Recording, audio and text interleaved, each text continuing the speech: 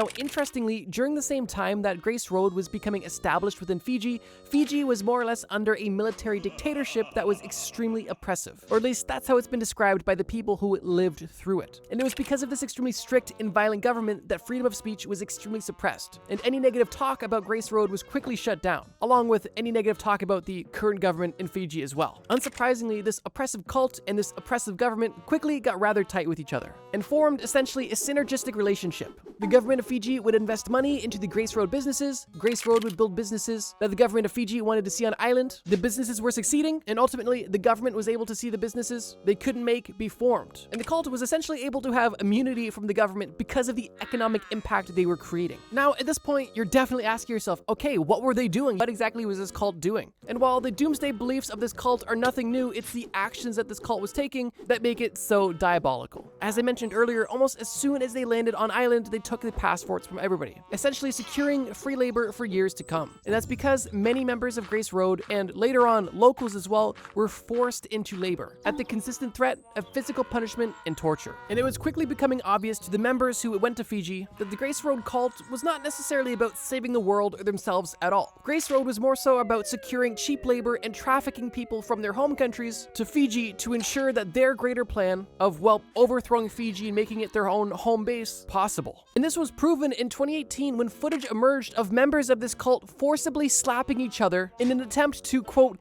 beat the devil out of each other. And it was shown that in a documentary that aired in South Korea, many ex-members of this cult detailed disgusting allegations of physical abuse, being overworked, not being paid for work, being imprisoned, detained, beaten, and basically being sold the dream of salvation while living the reality of somebody in a Russian labor camp.